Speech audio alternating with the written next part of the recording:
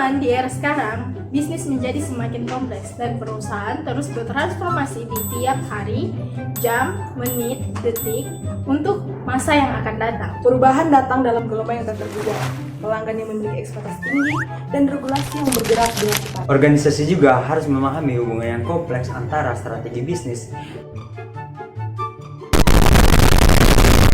proses bisnis, aplikasi TI, dan infrastruktur teknologi informasi yang mendukungnya. Jadi, apa solusi dari permasalahan ini? Solusinya adalah menggunakan arsitektur enterprise.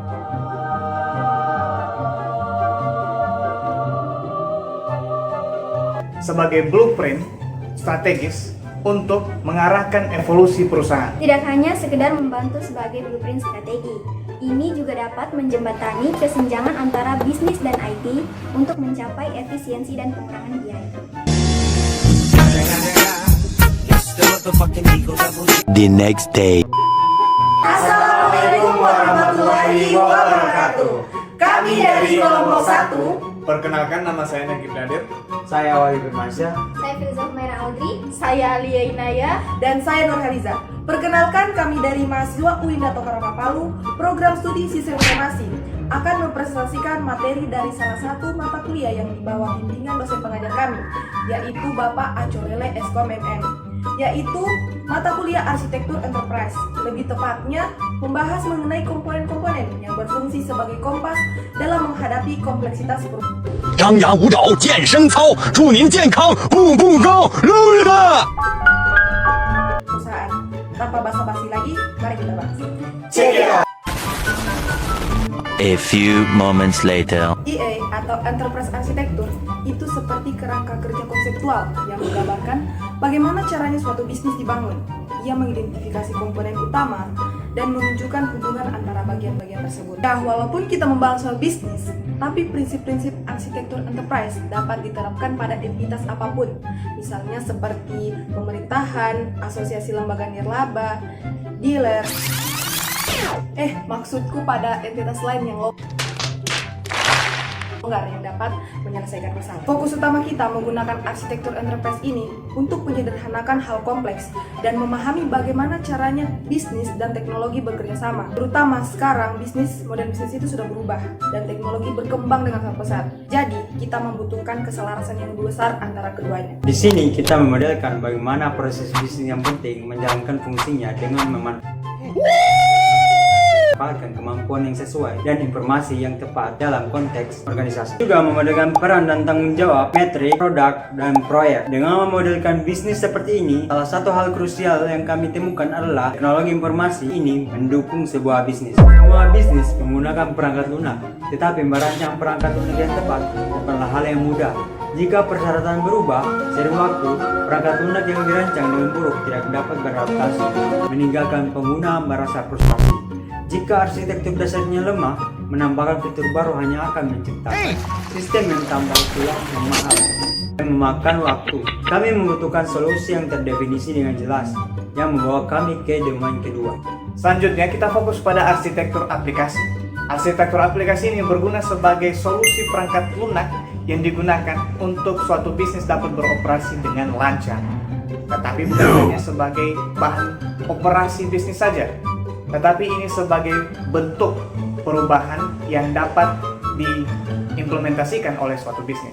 Dan tentu saja, suatu aplikasi itu tidak bisa berjalan tanpa adanya suatu data.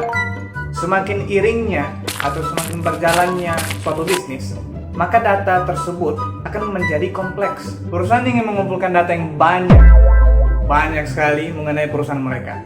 Dan yang sudah pasti konsumer mereka, mulai dari preferensi, interaksi, dan yang paling penting itu harga produk. Nah, bagaimana tapi caranya kita mengelola data-data ini? Nah, ini membawa kita ke domain ketiga. Domain ketiga adalah arsitektur data. Mengapa hal ini penting?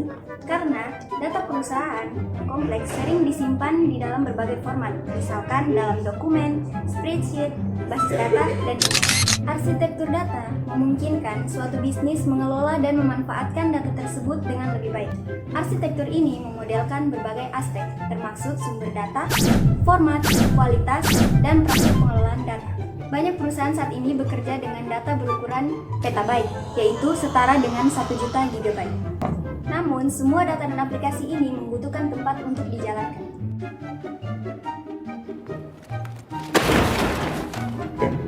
Domain keempat adalah arsitektur teknologi. Ini menggambarkan infrastruktur dasar mesin fisik, kabel router, penyimpanan, dan perangkat lunak yang diperlukan untuk mendukung dan menjalankan semua aplikasi dan data yang baru saja kita strukturkan. Efektivitas IT ini bergantung pada kesesuaian dengan tujuan bisnis. EA memberikan pandangan komprehensif di seluruh 4 domain.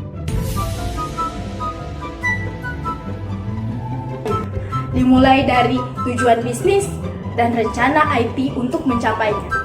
IT harus membangun sistem yang adaptif karena bisnis terus berubah akibat pergeseran pasar di lingkungan serta keinginan customer. Stop it. Get some help. Pada akhirnya, agar teknologi informasi atau IT dapat melayani bisnis secara efektif, IT perlu selaras dengan tujuan organisasi. Bagaimana EA menjadi cara terbaik untuk mencapai keselarasan ini? Dengan memberikan pandangan komprehensif atas keempat domain kritis tersebut. Cerita dasar EA dimulai dengan bisnis yang ingin mengemukakan tujuan mereka.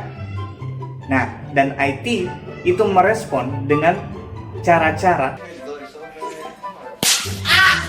untuk mencapai tujuan mereka. Nah, jadi EA ini tidak saja berhubungan dengan IT, tetapi juga berhubungan dengan bisnis. IT harus memastikan bahwa apapun yang dibangun dapat dengan mudah beradaptasi dengan perubahan. Mengapa? Karena bisnis akan selalu berubah, dipicu oleh pergeseran pasar, lingkungan, dan kebutuhan pelanggan. Apakah kita berpikir bahwasanya masalah dalam investasi IT ini akan hilang dengan sendirinya? Tidaklah. Bahkan dalam lingkungan cloud, kita tetap membutuhkan yang namanya arsitektur enterprise. Pada intinya, kita tetap membutuhkan arsitektur enterprise untuk menyediakan kerangka konseptual yang diperlukan untuk menyederhanakan kompleksitas dan memastikan struktur pada perusahaan memberikan nilai yang sebenarnya. Jika kalian telah menonton video ini hingga akhir, atau mungkin cuma cut-cut di part yang kalian pentingkan, kalian sombong sih. Dan untuk teman-teman yang sudah menonton video ini sampai akhir, selamat ya. Kalian telah mendapatkan ilmu baru tentang bagaimana arsitektur perusahaan menyediakan struktur yang diperlukan untuk menavigasi kompleksitas bisnis. Jangan lupa untuk like, comment, and subscribe video ini. See you in the next video. Bye! Oke,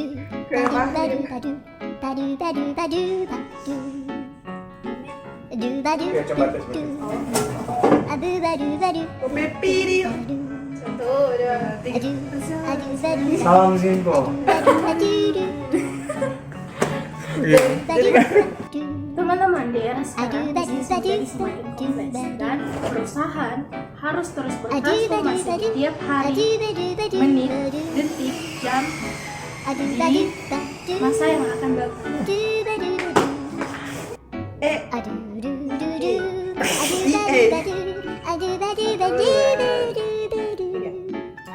EA atau Enterprise Arsitektur.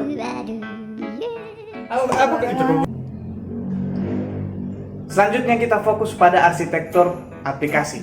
Arsitektur aplikasi ini tidak hanya